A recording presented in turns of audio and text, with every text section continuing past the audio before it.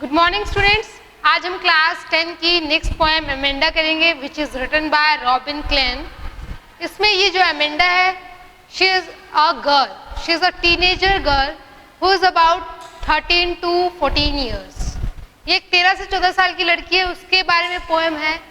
इसमें क्या है कि इस लड़की को इसकी मदर, स्पेशली मदर पेरेंट्स क्या है, इसको बार बार डांटते रहते हैं, नैगिंग और स्कोल्डिंग करते रहते हैं, क्योंकि वो उसको बोलते हैं कि ये करना है, ये नहीं करना है। इस एज में बच्चों को लगता भी है कि मुझे कुछ ज़्यादा ही ऐसे बोला जा रहा है, उनको कुछ भी कहना, रोक टोक बिल्कुल पसंद नहीं होती है।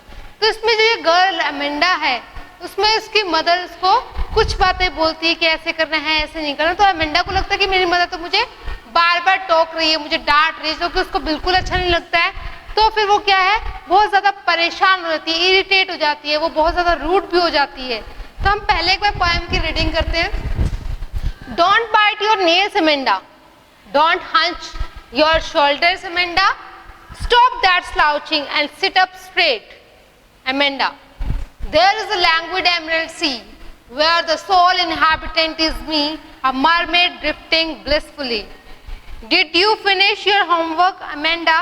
Did you tidy your room, Amanda? I thought I told you to clean your shoes, Amanda. I'm an orphan roaming the street. I pattern soft dust with my hushed bare feet. The silence is golden, the freedom is sweet. Don't eat that chocolate, Amanda. Remember your acne, Amanda. Will you please look at me when I'm speaking to you, Amanda? I'm Rapunzel. I have not a care. Life in a tower is tranquil and rare. I'll certainly never let you down, my bright hair. Stop that sulking at once, Amanda. You are always so moody, Amanda. Anyone would think that I nagged at you, Amanda. ये हमने पढ़ लिया। अब हम इसकी explanation करते हैं, जो डिफिकल्ट वर्ड मीनिंग्स आएंगे उनको भी हम डिस्कस करेंगे। Don't bite your nails Amanda, don't hunch your shoulders Amanda, stop that slouching and sit up straight Amanda. First paragraph में उस लड़की की मदर जो है वो अमेंडा को क्या बोल रही है कि ऐसे मत करो, कि डोंट बाइट योर नेल्स, अपने नाखून मत खाओ। मोस्टली बच्चों की आदत क्या होती है, वो अपने नाखून चबाते रहते, विच इज वेरी अनहाइजीनिक। सो उसकी मदर क्या बोलती है, डोंट बाइट योर नेल्स, अपने नेल्स मत खाओ।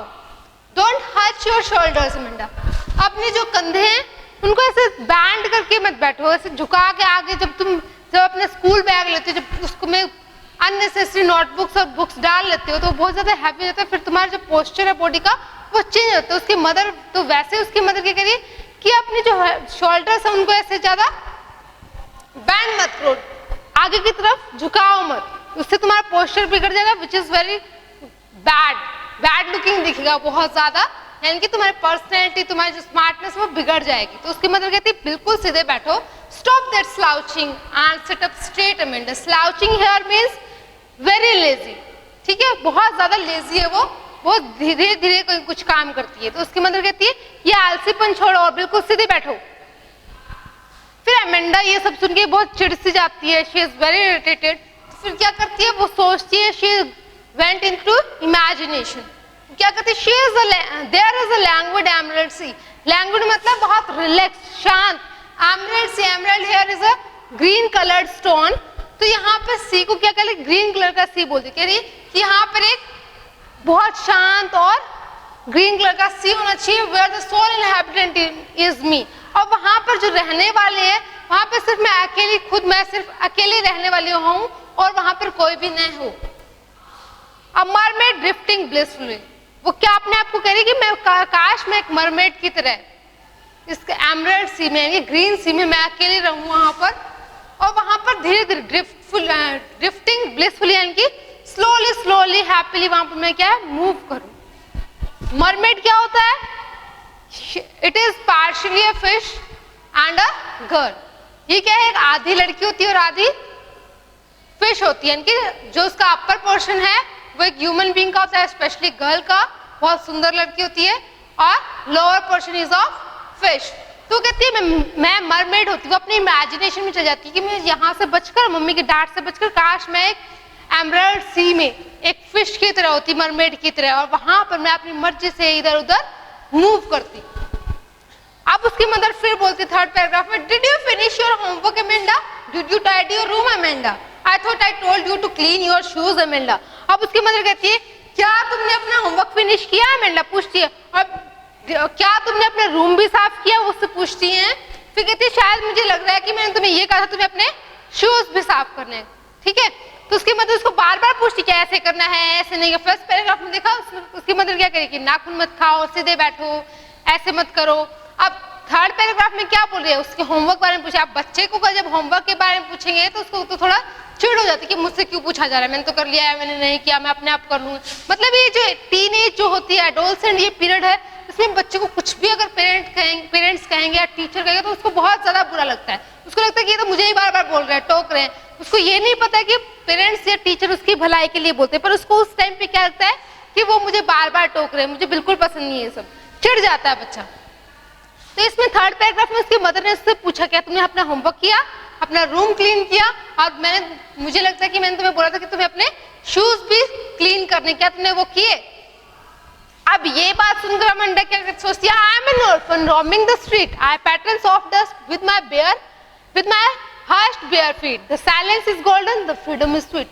अब ये सुनकर अमेंडा क्या सोचती है, काश मैं क्या होता ऑर्फन होती। ऑर्फन क्या होता है, अ चाइल्ड विदाउट पेरेंट्स। ना तो या तो उसके पेरेंट्स वहां पर होते नहीं है, या फिर क्या है मेनली क्या होता है ऑर्फन वही बच्चा था जिसके पेरेंट्स होते ही नहीं है, डेड होता है।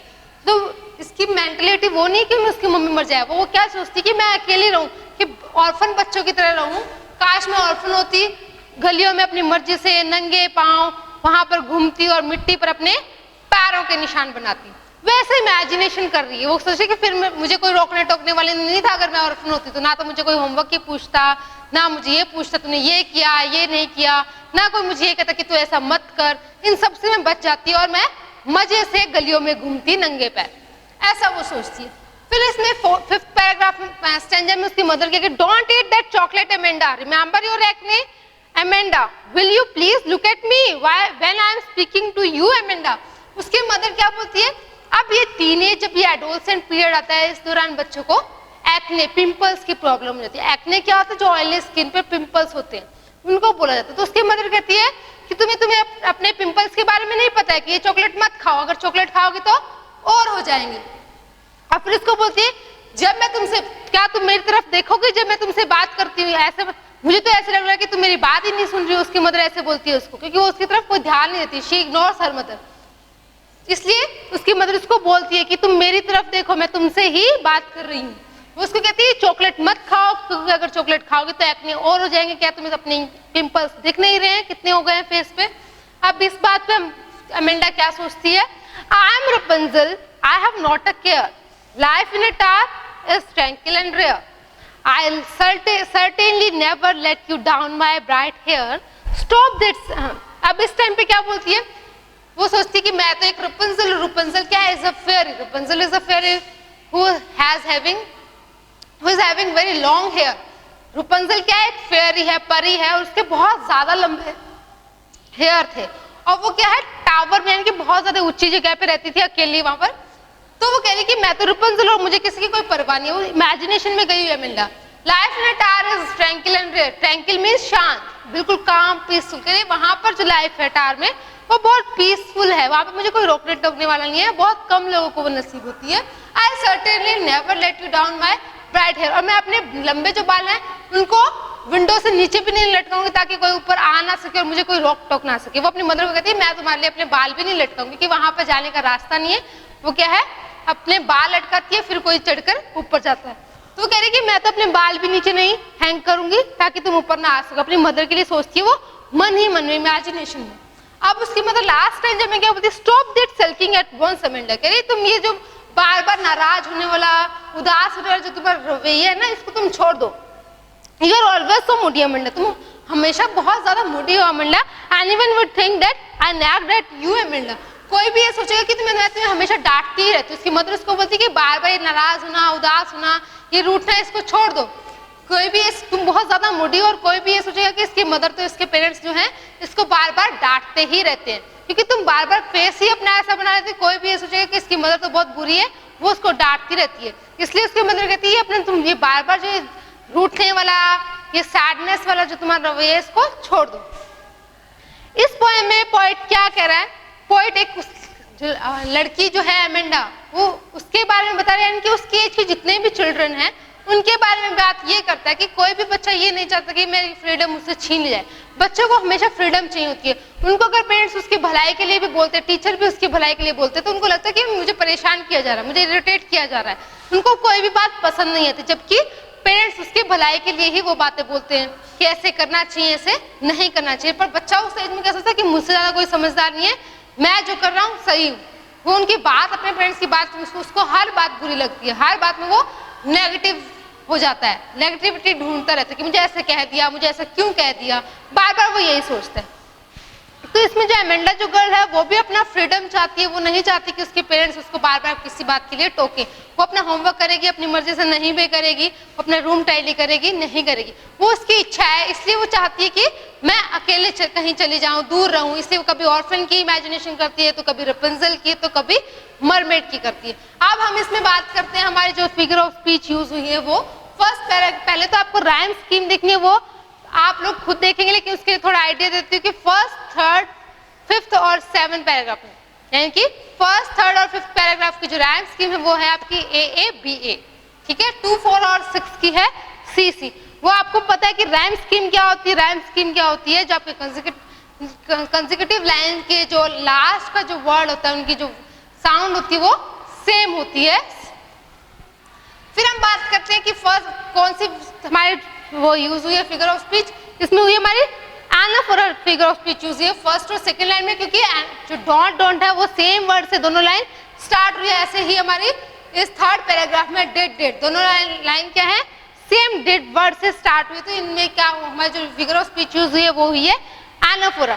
फिर हमारा इस पूरी पोएम में रिपीटिशन भी आपको देखने को मिलेगा। मोस्टली पैराग्राफ में first, 3 and 5th and 7th में क्या है, Amanda word is repeated, Amanda word bar bar repeat हो रहा है।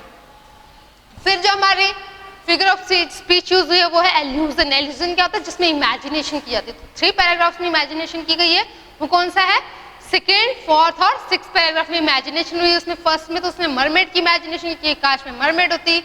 फोर्थ में वो अपने आप को ऑर्फन मानती है, और फिर 6th में वो क्या सोचती है कि मैं रेपुंजल होती। तो यहाँ पर क्या हो रहा है, एक इल्यूजन है, इमेजिनेशन चल रही है। फिर हमारी इसमें जो फिगर ऑफ स्पीच यूज हुई है वो है मेटाफर। मेटाफर में क्या होता है, कंपैरिजन होता है, डायरेक्ट कंपैरिजन होता है, ठीक है। तो इसमें जो मेटाफर में जो यूज हुई डिवाइस वो कहाँ पर हुई, एमरल्ड सी। एमरल्ड सी यहाँ पर क्या है, जो डिवाइस यूज है वो आप यूज हुई आपकी मेटाफर। मेटाफर का मतलब क्या हो रहा है, comparison. Emerald is a green coloured stone, तो सी का जो कलर बताया गया उसको एमरल्ड ही बोलते हैं, ग्रीन सी की बजाय एमरल्ड सी बोला गया, कि उसको पता चल जाएगा कि वो ग्रीन कलर का सी है। वहां पर जो वाटर है वो पूरा क्या है, ग्रीन ग्रीन उसका कलर है। यहाँ पर मेटाफर यूज हुआ है। फिर एक और जगह यूज वो है silence is golden. Silence is golden मतलब उसको बोला गया कि जो चुप्पी है वो क्या है, वो सोने की तरह। जैसे कि उसने बोला कि मैं बाहर घूमूंगी, ऑर्फन होती, और मैं वहां पर अपनी मर्जी से डस्ट पे अपने जो चुप और शांत जो मेरे पैर थे, नंगे पैर, उनसे मैं वहां पर क्या है निशान बनाती, और वो जो साइलेंस होता है वो मेरे लिए गोल्डन होता, फ्रीडम मेरे लिए एक स्वीट, यानी कि बहुत मीठा लगता है फ्रीडम। जो फ्रीडम इज स्वीट और साइलेंस इज गोल्ड, यहाँ पर आपकी जो डिवाइस यूज हुई है वो है मेटाफर, ठीक है। फिर आती है हमारी एलिट्रेशन। एलिट्रेशन कहाँ कहाँ यूज हुई देखते हैं, stop slouching, seat up straight, यहाँ पर आपकी जो डिवाइस यूज हुई है वो ही एलिट्रेशन। एक और है स्टॉप सल्किंग, यहाँ पर भी एलिट्रेशन डिवाइस हुई है। एलिट्रेशन डिवाइस यूज होती है, वहां पर एलिट्रेशन में क्या होता है, जो कंसेक्यूटिव वर्ड्स होते हैं, कॉन्सोनेंट कंसेक्यूटिव वर्ड्स, उनकी साउंड सेम होती है। जैसे यहाँ पे स, स्टॉप सल्किंग, स यूज हुआ एलिट्रेशन। ऐसे यहाँ पर स्टॉप स्लाउचिंग, स की साउंड यहीं पर है। सिट अप स्ट्रेट, वहां पर भी क्या है, एस की साउंड है। तो यहाँ पर जो आपकी डिवाइस यूज हुई है वो है एलिट्रेशन। इसके बाद अब इसमें जो डिवाइस यूज हुई है वो है एजोनेंस। एजोनेंस आपको पता होगा, जहां पर वोवल साउंड प्रोमिनेंट होती है, वो मिडल में भी हो सकती है, स्टार्टिंग में भी हो सकती है, और एंड ऑफ द सेंटेंस भी और हो सकती है, किसी वर्ड के एंड में भी।